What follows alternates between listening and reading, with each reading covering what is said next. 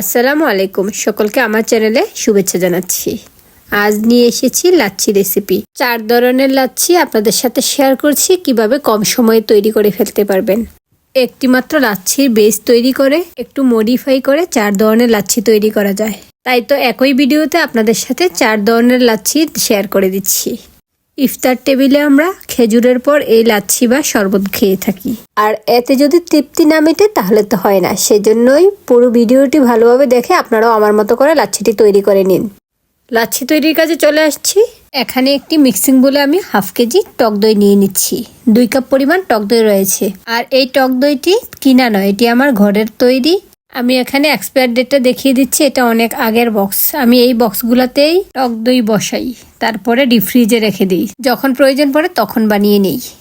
এখন আমি একটা হ্যান্ড উইক্স দিয়ে এই টক দইটাকে একটু মিশিয়ে নিচ্ছি, যেন একেবারে স্মুথ হয়ে যায়। কিছুক্ষণ মিশিয়ে নেওয়া শেষে এর সাথে অ্যাড করে দিয়েছি হাফ কাপ চিনি।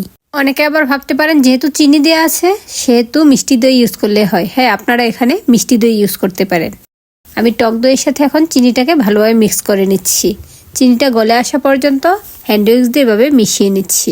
হ্যান্ড উইক্স দিয়ে ভালোভাবে মিশিয়ে নেওয়া শেষে এখন এর সাথে আমি অ্যাড করে দিব দুধ। দুধটাকে আমি জাল করে নর্মাল করে নিয়েছি। দুধটা এখন অ্যাড করে দিলাম। এখানে আমি 1 কাপ দুধ অ্যাড করে দিয়েছি।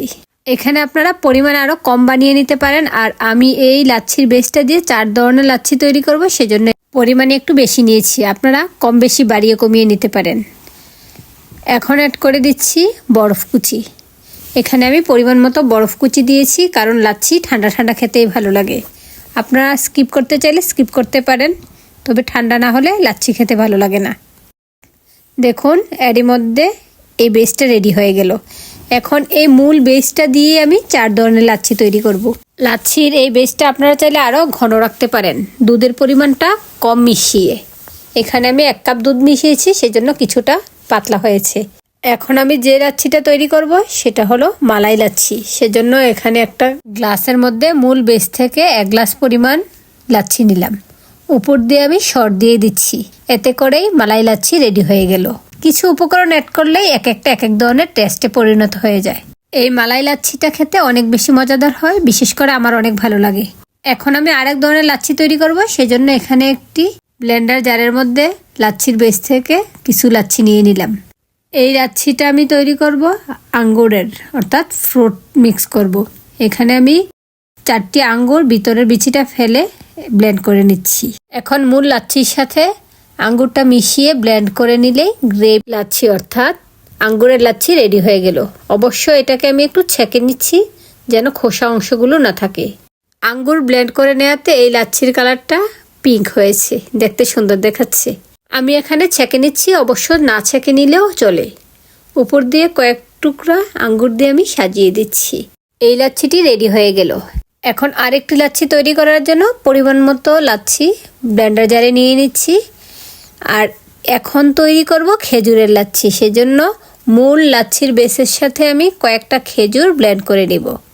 এখানে আমি 3টি খেজুর ভিতরের বিচিটা ফেলে ছোট ছোট করে টুকরা করে ব্লেন্ডার জারে দিয়ে ব্লেন্ড করে নিচ্ছি।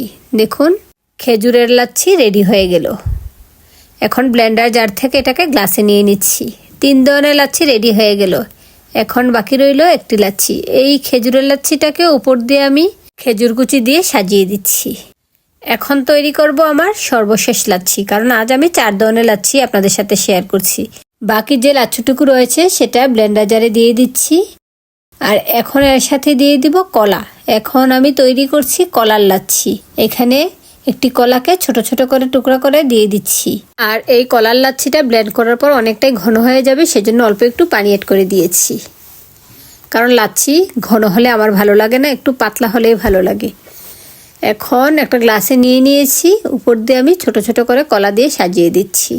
এতে করে আমার 4 ধরনের লাচ্ছি রেডি হয়ে গেল।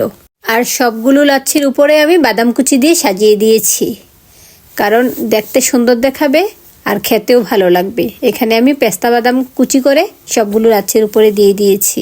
দেখুন, একটি লাচ্ছির বেস দিয়েই 4 ধরনের লাচ্ছি বানিয়ে নিলাম।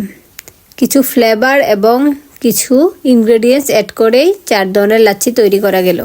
আপনারা ইফতার টেবিলে এই লাচ্ছিগুলো রাখতে পারেন, এছাড়াও গরমে এই লাচ্ছিগুলো বানিয়ে খেতে পারেন। চার ধরনের লাচ্ছি অনেক বেশি মজাদার, তবে আমার বেশি ভালো লাগে এই মালাই লাচ্ছিটি।